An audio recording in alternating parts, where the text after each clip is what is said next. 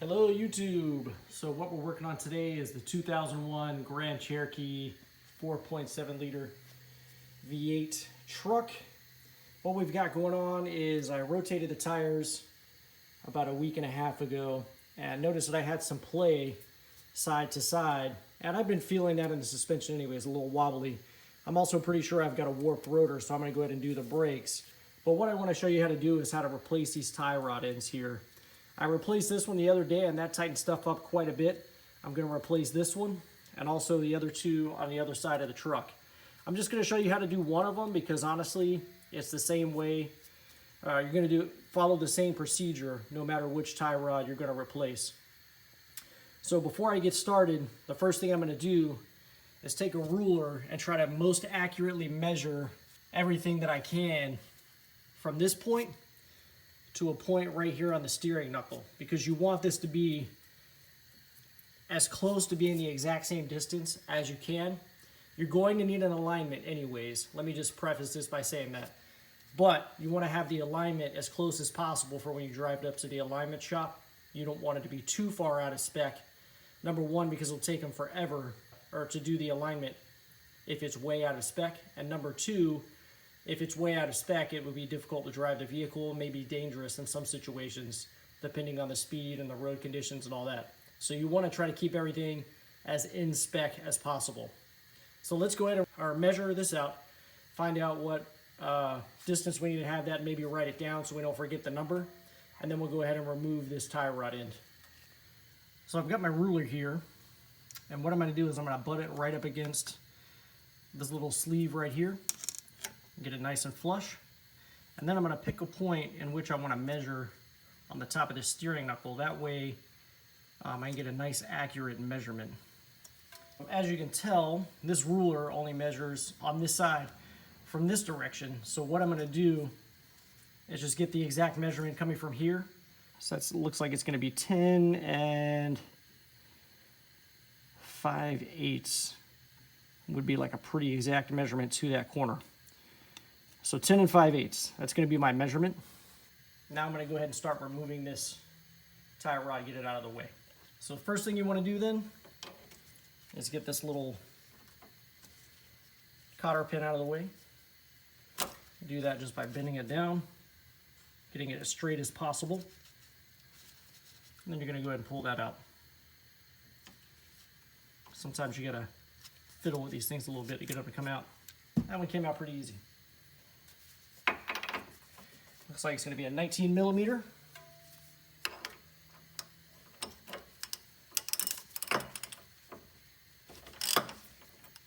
And what you want to do from here is you don't want to take it all the way off. I'm just going to kind of leave it loose like that. To pop these tie rod ends, I like to use this tool. This is a pretty cool tool. All I do is stick my impact wrench on this thing, it pops it right off. Very handy, very convenient. And the way you do this is you stick it right underneath that steering knuckle right there, and then this is going to go right on top of this bolt, and then you just tighten this. You can see what happens as you tighten it.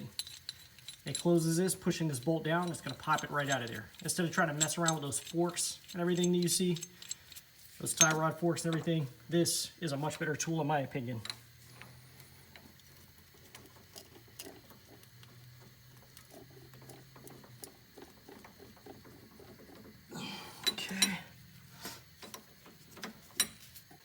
So once you've got it in position and you make sure that you've got it secured, you're just going to hit it with the impact just a little bit. It'll pop right off.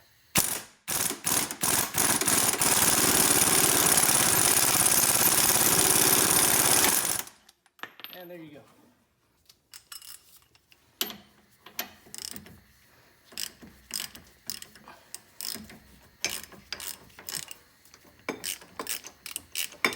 I'm just loosening the bolt a little bit. Pull it right out.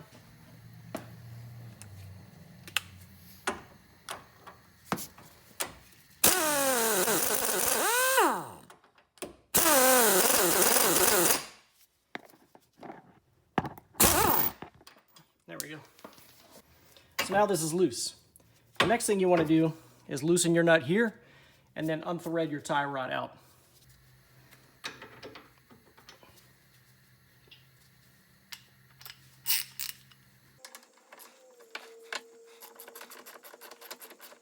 Maybe a little WD-40 or penetrating oil may help if the threads are up a little bit.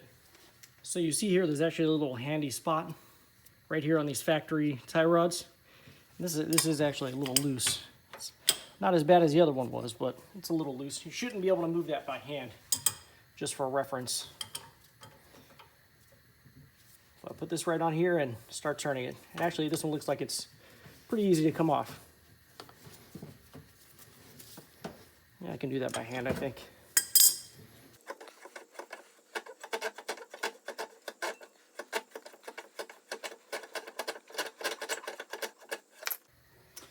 So now what you want to do is make sure you compare your old stuff to your new stuff. And you may have wanted to do that before you actually remove it from the vehicle.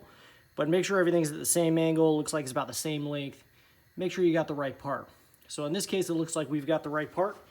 Next thing we want to do is go ahead and prep this part to go in. Now I'm using the Moog components. And one of the nice features about these is you see this actually looks a little beefier than the factory stuff. But the other thing is this little bit right here.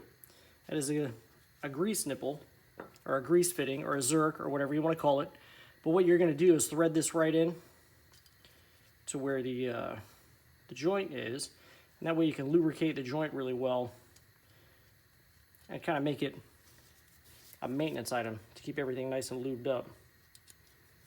Let's see if I can get it to go in.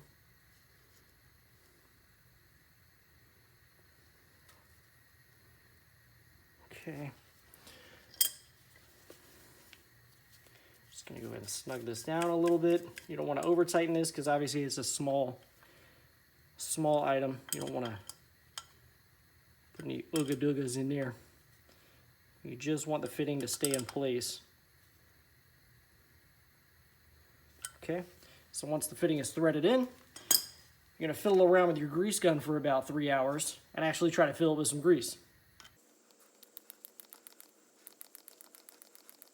Okay, I'm going to pre-fill with some grease. I don't want to overfill it because I don't want grease coming out all over the freaking wheel of the truck. I kind of overfill the other one. You'll see it is kind of squeezed out, made a bit of a mess there. So I don't want to overfill this one because as soon as you start pressing this down, this rubber piece here is going to kind of fold over like that, and all the grease is going to start coming out all over the place if you put too much. So I'm going to start with what I got there, and then we'll go ahead and put this thing back on the vehicle. So when you removed the last steering knuckle, you can probably see there was a bunch of rust all up inside here in these threads and everything. As I'm doing that, little bits of rust are coming out. So what I'm going to do is just stick a little bit of WD-40 up in there. You may or may not want to use a little grease also, just so that your new part will thread right in. You won't have any issues, and hopefully it won't rust all up on you. But so now what we're going to do is we're going to thread this in, and then we want to get our measurement again of 10 5/8 from here to here. Now your measurement may be different, so do not use my measurement. Make sure you measure your own stuff. It should be pretty close if it's the same vehicle, but that doesn't mean it is going to be exactly the same. The way they set up the alignment, it could be a little different. If your car is lowered or raised, it would most definitely be different. So take your own measurements, please. Do not go off my measurements. And actually, you use your old part as kind of a guide. You can definitely see where it was threaded in and where it wasn't based on the color. So I've still got quite a ways to go before I'm in as far as I was on the last one. So let's keep going.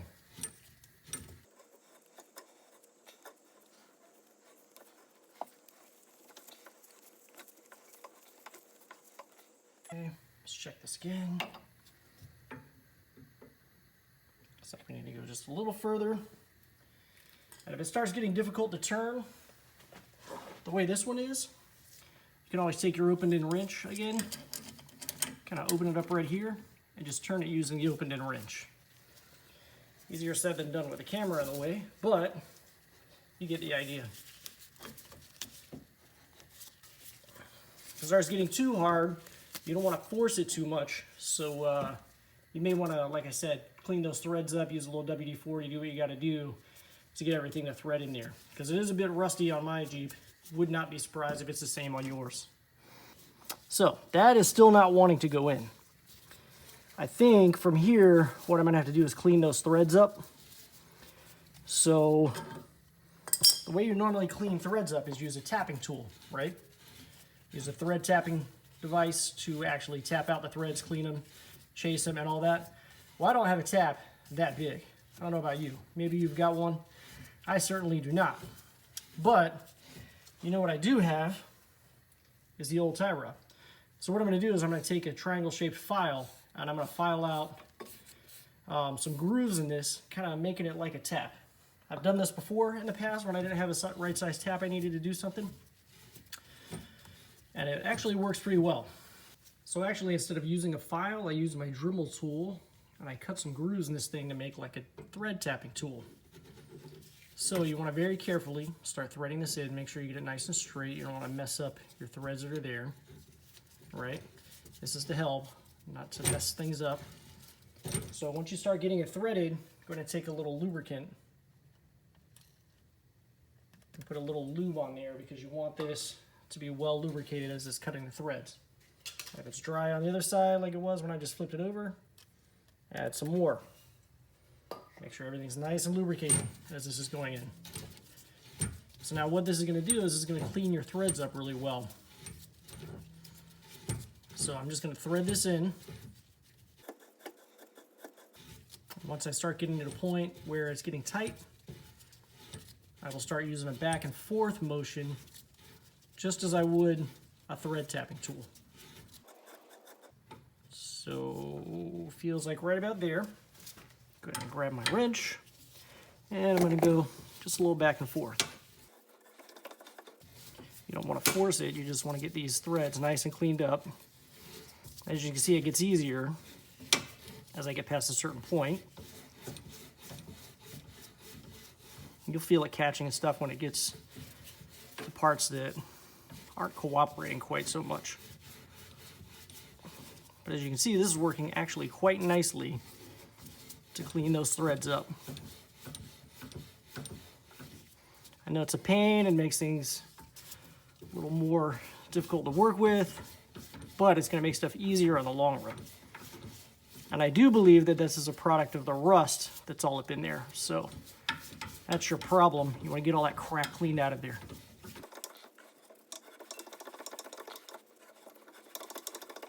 So there we go. I think we've gotten to a point where it should be pretty clean. Should have some good threads. And we can go ahead and install our new part. Maybe on the rest of the tie rod ends, I'll just start with this step after I remove the other one. Just clean up the threads nice and good.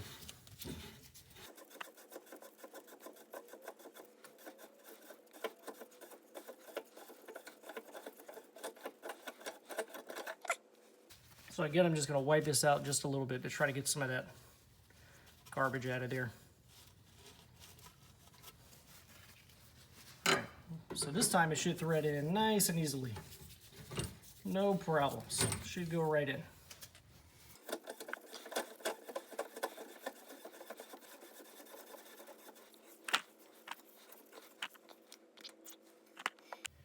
So once you think you have it threaded all the way back in to the proper point, what you want to do is take your measurement again. So I'm at 10 5/8, which actually it looks like I need to go, I'm almost exactly where I need to be, actually. So I think that's pretty good. I'm going to go ahead and put my new castle nut in place. Go ahead and snug that down.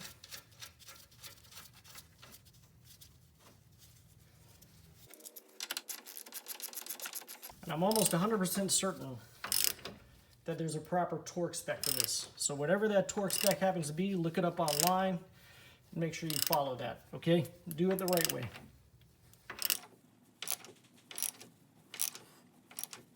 Okay. So the next thing you want to do is line up your holes over here, and I'll move the camera so you can see better.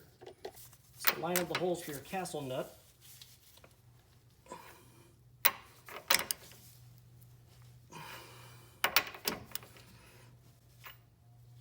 Okay, there we go. Put Put in your new cotter pin. The way you do that is just slide that right in. I like to spread these going opposite directions. It really doesn't matter as long as it's not going to come out. So you see the way I've done that. I said the direction doesn't really matter as long as it isn't going to slide out and allow that castle nut to move. Because that's the whole point of this cotter pin, is to keep the castle nut from turning.